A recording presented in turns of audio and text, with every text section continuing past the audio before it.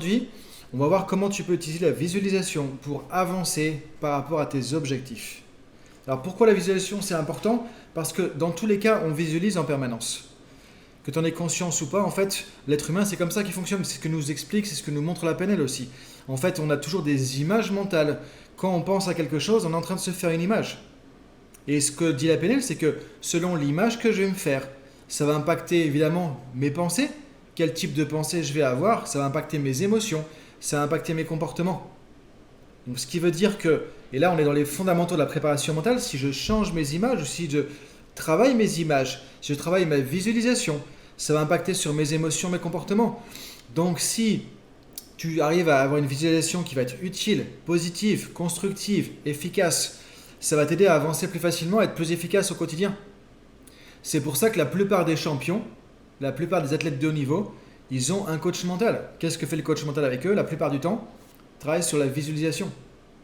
Et la visualisation, pourquoi ça marche? Pourquoi c'est efficace à ce point-là? Parce que le cerveau fait très peu, voire pas du tout la différence entre une image mentale et la réalité, perçue à travers des sens. C'est pour ça que par exemple, quand tu es dans un simulateur de vol, que tu prends la vue,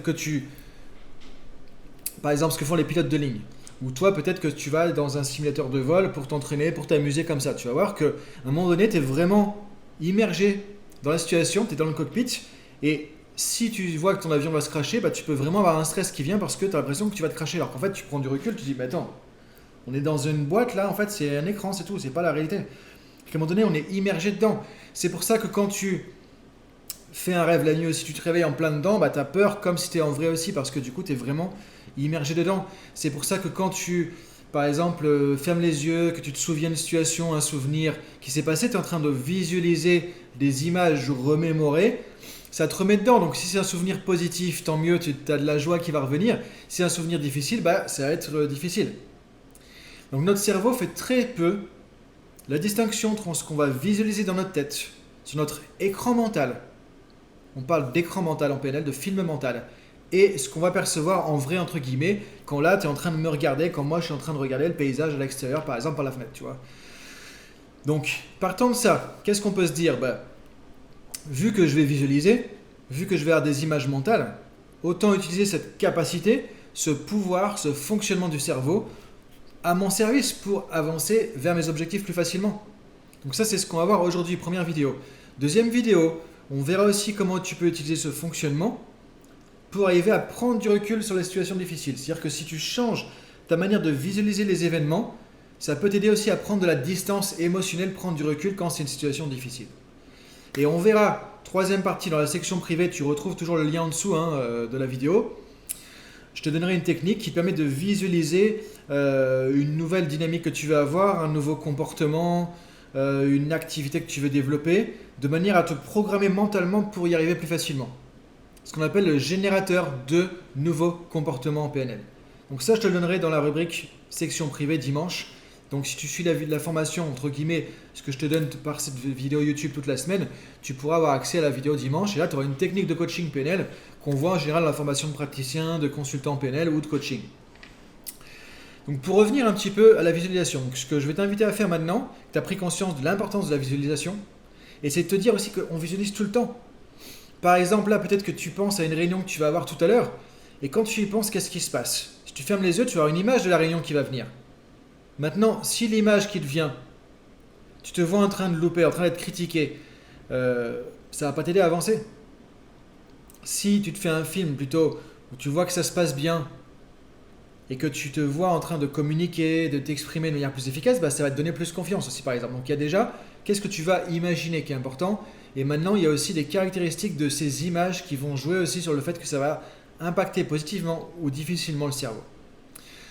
Donc par rapport à des objectifs, par rapport à une activité que tu veux lancer, par rapport à quelque chose que tu veux développer, ce qui va pouvoir être utile pour toi en fait, c'est de pouvoir utiliser des caractéristiques positives de, entre guillemets, visualisation constructive, qui vont t'aider justement à pouvoir être plus efficace, à pouvoir être plus motivé, à avoir plus envie d'y aller. En gros, c'est comme si tu disais à ton cerveau, ça va bien se passer, c'est quelque chose qui va être bon pour moi, j'ai envie d'y aller, donc tu vas créer une dynamique de motivation, d'attraction plus facilement, évidemment. Donc pour faire ça, ce que tu peux faire, première étape, Alors prends un objectif par exemple que tu veux atteindre, tu peux prendre un objectif, tu peux prendre par exemple une tâche, une activité que tu veux développer, tu vois, tu peux penser à ça, tu peux mettre ça dans ta tête maintenant là, et ce que tu peux faire par rapport à ça, c'est justement de laisser venir l'image qui vient de cette situation, qui vient de cet objectif. De fermer les yeux. Alors tu peux faire l'exercice en même temps que tu suis la vidéo, ou tu peux faire ça un petit peu après, c'est comme tu veux.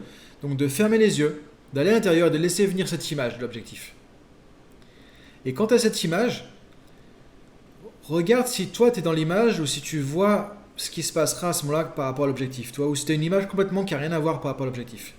L'idée là, c'est de mettre une image où tu te vois en train d'atteindre ton objectif. Donc si c'est par exemple ton objectif, c'est de parler en public, tu fais une super conférence, tu te vois, tu fermes les yeux, tu te vois en train de parler devant ton public. Si c'est d'être bon dans une négociation face à un client, tu fais une image où tu te vois avec le client et c'est en train de bien se passer. Donc tu te vois dans l'image, première étape.